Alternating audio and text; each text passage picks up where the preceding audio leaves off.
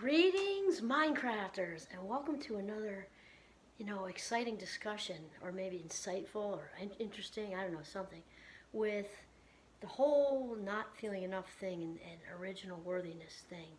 And first of all, I'd like you all to notice our daughter got, my birthday was yesterday, and one of them got me this fabulous tripod, so no more shaking. So that's like the gift. Obviously, I don't think I'll bring it in the woods, but it's like the gift that keeps on giving. It benefits everybody. Isn't that cool? So, yes, so my name is Kimberly Quinn, and I am so beyond thrilled to do these videos. And today, what I want to talk about is confirmation bias, which is a well known thing in the field of cognitive psychology, which is what my doctorate's in. So, this is kind of like the neuropsych behind why we don't feel enough and why it's hard to turn that around. And it has to do with some very basic brain stuff. And so even if, and honestly, I could literally have a conversation or constant conversations about the brain and neurons, which are the nerve cells in the brain, and not have one bored second. But even if that isn't true for you, it really benefits all of us to have a sort of like a general basic idea of how the brain works in certain ways. So in past videos, it was good to have an idea of the limbic system, because that having the knowledge of how the limbic system works really makes it much easier to manage anxiety. So today we're going to talk about a different thing, which is bias. We've all got different biases, all different types of bias, and the thing is, bias is unconscious. So typically we say implicit in the field of cognitive psychology. It's just a synonymous, or I guess a sexier word for saying, unconscious, or non-declarative is another one. So bias is, for the most part, at least, has its roots in unconscious or implicit, places. And so it's very important to know that. So confirmation bias is involved with lots of things that we may not be aware of. So prejudice, for one, okay, because and prejudice, for one. Also, when we, we could have a gazillion examples of this. When we choose political candidates, also political views on all sorts of things. The conservatives are certainly doing this. The liberals, we all do this to a degree because it's unconscious. So it also rolls right into how we feel about ourselves and what our self-image is, how we perceive ourselves. So we're perceiving ourselves of all the different ways to not feel enough, not smart enough, not wealthy enough, not successful enough, not straight enough, gay enough, social enough, outgoing enough, whatever enough. And confirmation bias is basically this. We are wired to seek out what we already believe to be true. So it's part of what I was just talking about in the woods earlier. This is what we do automatically, which is why it's really important to be aware of how the brain works so that we can get the jump on it. Because remember, we talked about the brain being lazy. Doesn't mean you're lazy. I have a crazy work ethic. I'm not lazy. Are our brains all lazy? Yes. And they want what's comfortable and what's familiar. And we talked about, going down. That was a snow path there, very easy. But usually I just describe to my Mindcrafters, your brain wants to go down the path that's like a putting green, easy, the one that you could walk on with flip-flops or even bare feet, what it's used to. And so if you've got a lot of negative talk, like self-deprecating talk, also the what-if thinking, what if I don't amount to anything? What if I get out of college and I don't like my job? What if I get out of college and I have a job and I wanted to be this and now I don't like it anymore? Am I stuck for my whole life? And what if I do get a job and it's not enough money and I can't support myself? For the season crew, what if I lose my job? What if the Rona just continues to destroy things and I don't have enough money to retire? What if I haven't even started to save for retirement? What if? Whenever we allow, and the word is allow, whenever we allow that to happen, the litany of self-deprecating thoughts to happen, the brain is like, yay, I found it. It's kind of like giving little Giovanni, he's actually right next to me, but I don't know how to move the camera over there. It's like giving a dog a biscuit, or better yet, a prime rib bone, for finding. So the brain wants to find what it is it thinks you're looking for. So if it's, I'm not, I'm not intelligent enough, I'm not pretty enough, I'm not thin enough, I'm not, whatever enough, it's going to reinforce that. So all the not enough thinking is like constantly reinforcing itself. So that is confirmation bias too, is looking, actively seeking, usually unconsciously, to kind of prove to the brain what we already believe to be true. So I'm not going to come up with any examples, which there are lots with political stuff. We are often just honing in on what we already believe to be true, which is why we tend to hang with people who think the same way as we do. Now, the part that many people forget when they're teaching about confirmation bias, at least when I hear out in the world and I hear students talking about it, so it's the part where we automatically seek out what we already believe to be true, first part. The second part, though, is often left out. Because in addition to seeking out what we already believe to be true, we also simultaneously ignore evidence, information that is opposing to what we believe. So this adds a whole nother dimension. It's also why the political thing often just stays in a spin, because we're ignoring true stuff, whichever way we're going with it, because we just don't want to hear. It's like we have blockers on, and it's unconscious usually. So we just don't want to hear that. Or if it's opinions on, whatever going on in the world, it could be family opinions with who agrees with what in the family. So we're hearing what we want to hear is what I'm basically saying. We ignore and don't incorporate what doesn't fit with our belief system.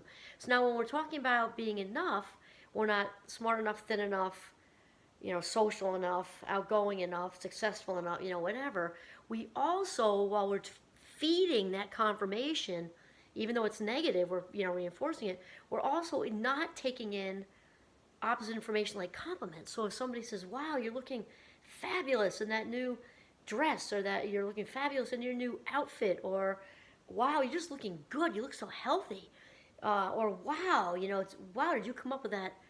You really solved that problem fast. Whoa, wow, wow, oh my gosh, look at the creative energy that went into this. I'm not sure I would have thought of that. Why, boy, did you shine a light on this new way to do things. We often can hear it, maybe because we can repeat it back. We often don't even hear it, actually. It depends on how much of a wall you've got up, but often we can hear it because we can repeat it back, but we don't sit with it and actually hear it to kind of shift out of our feelings of not being enough into feelings of being enough. And it's not like it's like here, okay, I don't feel enough, I'm not intelligent enough, smart enough, successful enough, whatever, however you don't measure up in your mind, to completely filled up, okay? And there is the whole middle. So in order to get here, we've got to start to take in the good stuff, or the brain doesn't know what to do. So when somebody gives you a compliment, even if it's something like super small, to really in with the good and feel what it feels like to have your value mirrored by someone, regardless of your age or your income or your family or whatever, to really they don't need to know you're doing it. But in order to attract more goodness, more positivity to come in, the neurons need to know what to do. So really, this is huge if you were trying to shift out of a habit, because that's what it is, it's a habit, of self-deprecation, what-if thinking, catastrophizing. That's the crew who sort of plans the worst-case scenario for whatever's going to happen, because then they figure they're like shortstop, and they'll be ready for whatever happens. And then realize that life minutes are, of course, circling the drain, never to come back again. So very, very important to sit with the good things people say, really, and hang on to it, because remember, habits are not made or broken, they shift. So because there's already a pattern there. Remember the cut grass or putting green path, what's easy for the brain. So we have to kind of, in order to shift out of this, we have to, just like a 2-year-old toddler, brain's so much like a toddler, we have to redirect that sort of constantly. And a large part of that is not only, we talked about or positive affirmations in the last one, write little uplifting things all over your house, put it, in the bathroom, on your mirror and all that. And there's a bunch of things here. We're kind of building this little mini series we're doing right now. We also need to not ignore the other part of confirmation bias, information that is contrary to what we believe about ourselves. That might be enormously difficult for someone when they're just getting started, because remember, the brain likes the patterns, and it's like, doesn't fit, does not compute. What do you mean I just did whatever well? What do you mean I just did well at work, or I got an A or a B on a test? What do you mean I look fantastic? What do you think? What do you mean I look healthy? What do you mean I'm doing great with my running routine lately? What do you mean? It does not compute because I'm used to all this negative. So we have to really, in order to retrain the brain to want, and this way, this is how we attract more positivity to us. Not only authentic compliments, but this also gets the brain used to associating goodness with you, associating goodness with you. So we have to reinforce, just like we would a toddler, for their good behavior. So combining taking in the good from other people, really sitting with it, and then affirming to ourselves back, no matter how difficult it is. Remember, we said there's simple and then there's easy. Is it that simple? Yes. Is it that easy? No. And the longer you've been sort of running this, feedback loop, negative feedback loop of internal dialogue through your head, the longer it's going to take. But that's okay, because just like learning anything else that's new and shifting into something new and leaning into a better habit, it's also less maintenance as you go along. Like when you're learning how to play the violin and guitar or something, fingers get all callousy. It's not the same amount of effort the first week as in week 32.